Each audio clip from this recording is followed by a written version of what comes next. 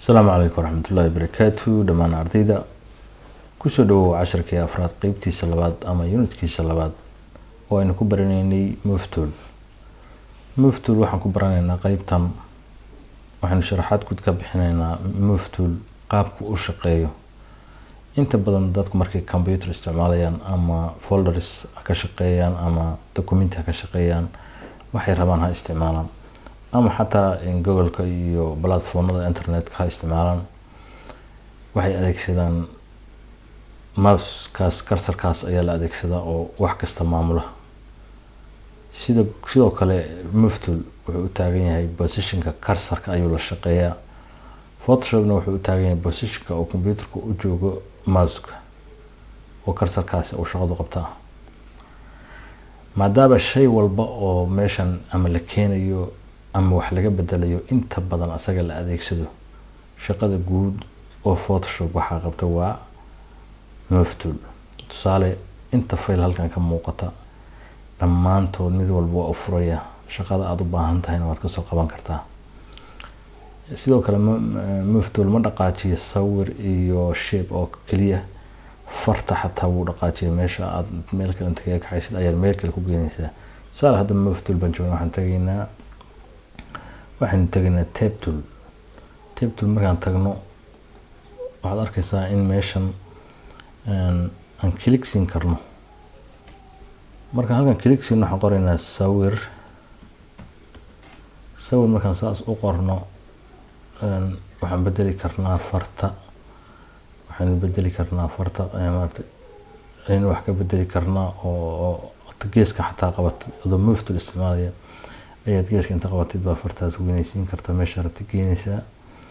markaa saas ka dhigto ayaad waxaad saas calaamadda saxda kadibna waxaad tagaysaa halkan adoo jooga ayaa waxaad tagaysaa fx taas waxay u taagan tahay effect. marka waxaan dooranaa build-in option kadibna waxaan leenahay qaybtan halkaasaan tig saaraynaa meesha build-in option hoosteeda ayaan tig saaraynaa fartina waa la bedelayaa. markii saas fartina loo bedelo okay ayaan leenahay saasaan rabnaa. kadibna waxaan tagnaa normalkan waxaan ka tegaynaa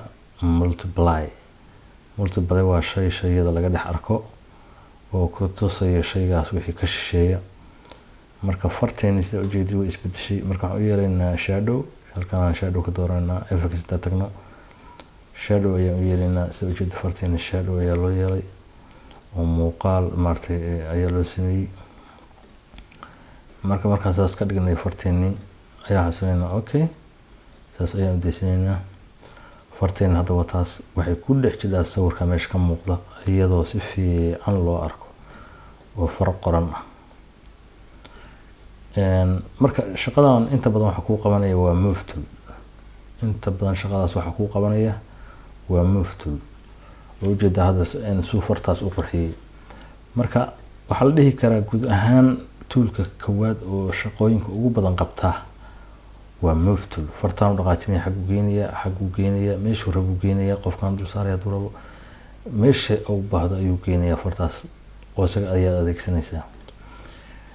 marka qof markuu isticmaalayo move tool waa toolka kaliya oo mar walba adeegsanayo oo maarta mar walba uu shaqo qabanayo inta badan shayga kaliya uu adeegsado weeyaan. farta wuu gadin karaa oo dhinaca xooga wuxuu sameeyaa qalooc uu sameyn karaa dhinaca kale uu gadin karaa shaqada aad u baahan tahay ayaad ku qabsanaysaa. marka waxaan dhihi karnaa runtii toolka kaliya oo qofku inta badan adeegsado waa move tool. sida ujeedid wuxuu leeyahay shortcut waa v. computerka hadda adoo kan jooga tusaale adoo tab tool jooga haddii aad computerka v taabato waxa automatically tagaysaa si degdega halkaas. asaga marka waxaa la shaqeeyaa waxa la yiraahdo automatic transform. sida ujeedid halkan tig ayaa saaran meeshan haddaan tigta ka qaado sawirkan highlight-ka ku wareegsan ma arkaysid kuma muuqanayo. marka aan ka qaado tigta hadda click siiyo ma loo jeedo maartay inaan sawirkan highlight gareeyay. marka haddaan halkaas maartay tigta saarsado shay walba aan maartay aan move tool isticmaalay aan tig siiyo ama aan taabto ama click aan siiyo waxa ku wareegsamaya marka highlight kaas marka isagana waxaa si toos ula shaqeeya laba shay. Shayga koowaad waxay tahay show transform controls iyo automatic selection wax la yiraahdo. Labada shay aad ay ula shaqeeyaan. Labada shay labada meel waa meeshan iyo meeshan. Labada hadii tii ku saaran yihiin automatic ay ku maartay soo shaqada u qaban karaa oo si meel walba meesha tirkiiso uu ka maartay shaqada toos ay uga qabanayaan. Marka gudaha waxa la dhihi karaa aad ay uga hawlgalaa inta badan Photoshop gudaheeda. Okay, waxaan rabaa marka inaan halka wax yar sharaxaad yar ka bixiyo saddexdan icon oo jeedid inta badan kombiyuutarada saddexdaas waa lagu arkaa ama afar saddexda aan dhexe kore waa lagu arkaa.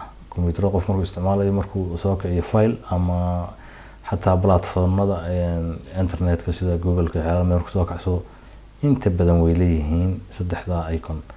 Kan waa minimize samee oo hoos soo dhig, kan dhexdaana waa ii yare ama ii weynaysi, hay kan geeska isku laabtaana waa iga xir close, hay kan waxa way share oo marka sawirkan design ku sameeyay ayaa share waxaad automatic la siinaysaa inaad ku share karayso meesha u baahan marka inaad aragtid oo platformada hadii la ku reeyay internetka loo isticmaalo Facebook iyo Instagram meelahaas.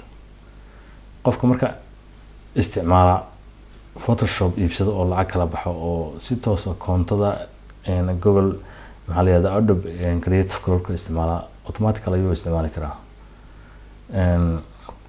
qaybtan waa searching oo waxa ka raadin kartaa shayga marka aad raadinaysid oo u baahan inaad raadisid ama toolka ka maqan ama quick selection quick actionska iyo sidoo kale maxaa cusub Photoshop maxaa ku cusub guides waxyaalahaas oo dhan ay raadin kartaa. Plugins wax la yiraahdo oo barnaamijyo diyaarsan ah oo hadda ka hor aan ka faalooday ayaa ka raadin kartaa. Marka qaabkaas ayay intaas u shaqeysaa.